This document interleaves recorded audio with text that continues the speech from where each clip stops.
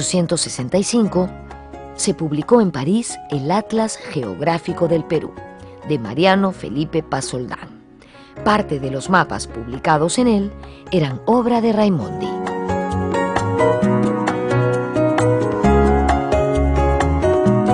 El trabajo de Pasoldán es una compilación de gabinete, es decir, Pasoldán no explora el Perú, no realiza un proyecto sistemático de reconocimiento del país, sino que acumula información ya publicada, mapas, planos, datos, informes de ingenieros, etcétera, etcétera, todo lo que estaba disponible en bibliotecas y archivos nacionales o del extranjero, y con esta data él compone este Atlas del Perú, incluso los mapas de Huancavelica, Cajamarca, Chachapoyas y Amazonas son obra de Raimondi.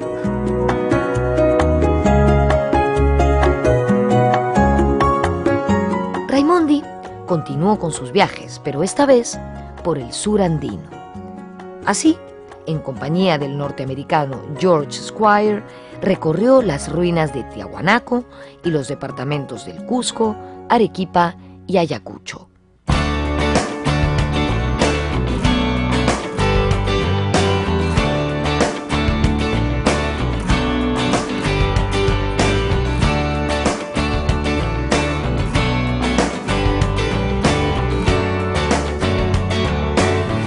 Entre febrero y agosto de 1866, Antonio Raimondi permaneció en Lima.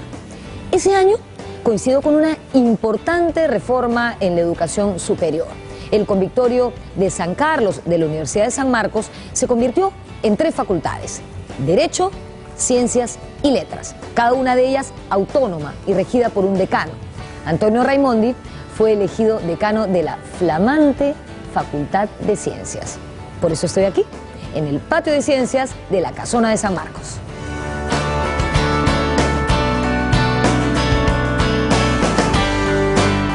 En 1867, Raimondi llegó a Huaraz junto a uno de sus más conocidos ayudantes, Cristóbal Núñez, un indígena natural de Huancayo. En aquel viaje, el italiano se comprometió en matrimonio con Adela Lolli. Del matrimonio entre el naturalista y Adela Lolli nacieron 3 hijos. De esta forma, Raimondi también vinculó su vida afectiva al Perú, su segunda patria.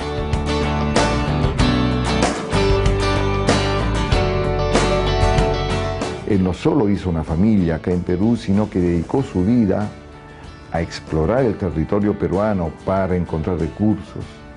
Y otra cosa que no se dice siempre, exploró el territorio peruano con el propósito de defender los límites del país. En esa época no estaba claro cuáles eran los límites entre Perú y Brasil, entre Perú y Colombia, entre Perú y Ecuador.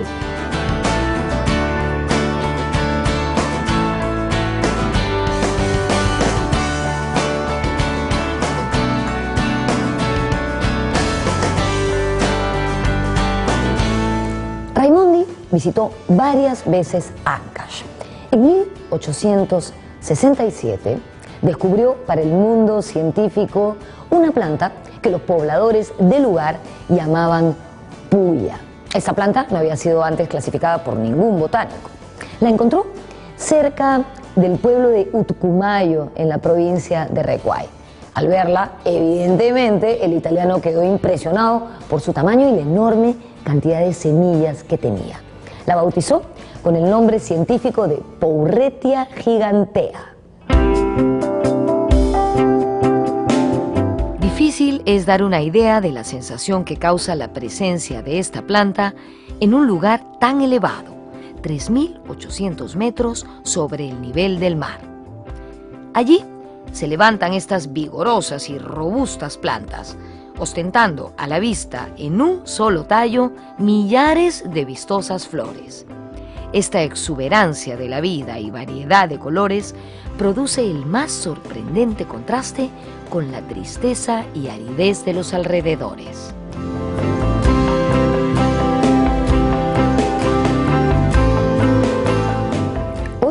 Esta planta es símbolo de la riqueza natural del Perú y es llamada con justicia como la puya Raimondi.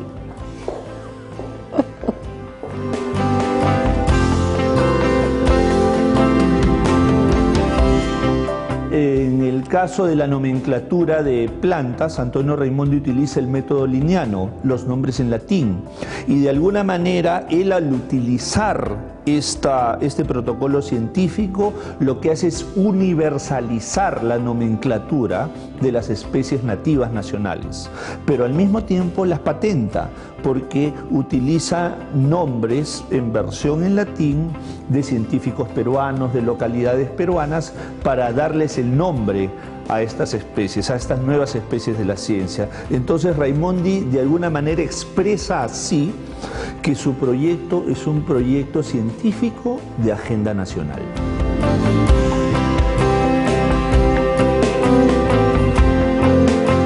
Sin duda, la labor de Raimondi en la recolección y clasificación de nuestra riqueza natural fue extraordinaria, tanto así que provocó reconocimientos como el del rey de Italia, Víctor Manuel II, quien en 1868 lo nombró Caballero de la Orden de la Corona.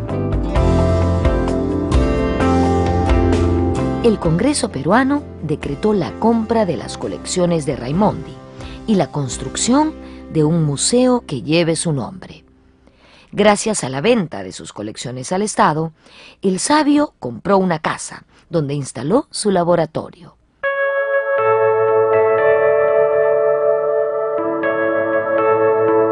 Mantiene a través de su epistolario relaciones muy intensas de intercambio de conocimiento, por ejemplo, con científicos en Chile, con científicos en Europa, científicos en Estados Unidos.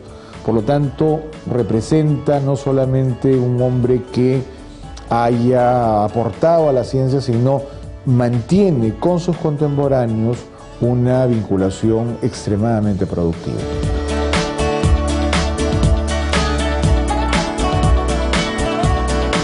A fines de 1869, Raimondi decidió reducir la frecuencia de sus viajes y dedicarse a escribir.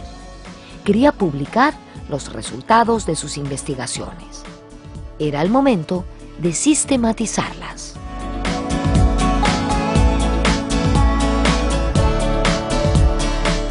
Hay unos 20 primeros años, ¿no?, en los cuales él intensamente recorre el país, y luego viene una segunda fase que es propiamente la labor de gabinete, ordenar los apuntes, desarrollar la cartografía, en lo cual cumple una labor importantísima.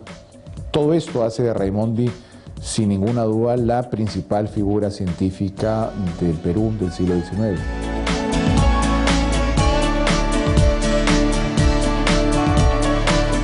En agosto de 1872, asumió la presidencia Manuel Pardo, líder del Partido Civil. Pardo, amigo personal de Raimondi, apoyaría los proyectos del sabio que sintonizaban con el programa del gobierno civilista.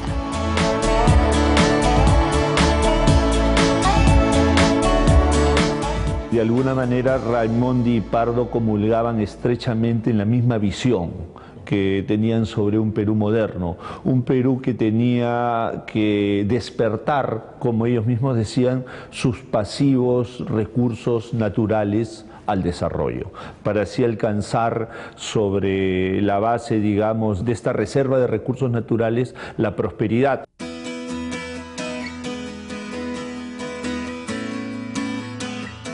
En 1873, Raimondi publicó un voluminoso libro, El Departamento de Ancash y sus riquezas minerales. Ese trabajo lo hizo por encargo del empresario estadounidense Henry Meigs.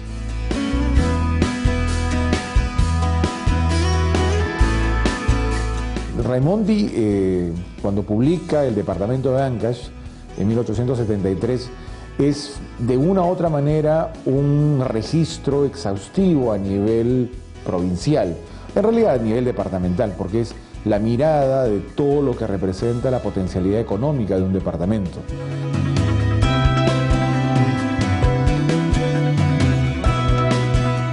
El gobierno de Pardo otorgó a Raimondi un sueldo como geólogo consultor. Este le permitió dedicarse de lleno a escribir su obra El Perú. Se instaló en una oficina donde trabajaba todo el personal involucrado en el ambicioso proyecto. En 1874 y 1876 aparecieron los dos primeros tomos de El Perú. La dedicatoria del primer volumen estuvo dirigida a la juventud peruana. Con esta monumental obra, Raimondi dejaba en claro que lo suyo era otorgar a las investigaciones un enfoque práctico, útil para el país.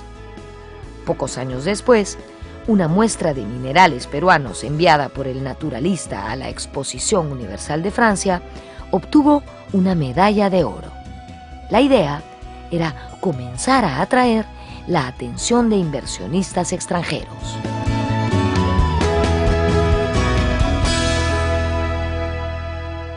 Son miradas muy abarcadoras, son miradas muy completas y son miradas en las cuales Raimondi lo que hace es presentar la potencialidad de recursos con los que cuenta un departamento, a todo nivel, especialmente a nivel minero.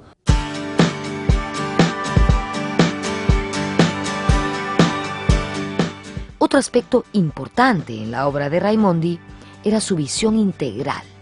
El plan original de su proyecto contemplaba 6 partes: geografía, geología, mineralogía, botánica, zoología y etnología, publicados en 20 volúmenes.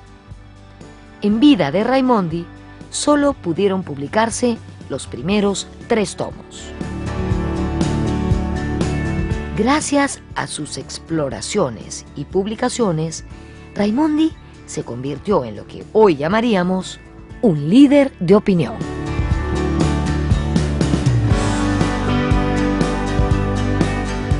No se trata de un científico de círculo académico cerrado, sino se vuelve también un líder de opinión. Participa de la esfera pública nacional al estar vinculado claramente con políticos y con todo lo que nosotros podríamos llamar el aparato tecnócrata nacional. Estaba vinculado fundamentalmente con médicos e ingenieros, pero sobre todo le da la materialidad, ¿no? Le da la concreción al discurso político de Pardo y de el progreso de nuestro país sobre la base de la reserva de nuestros recursos naturales.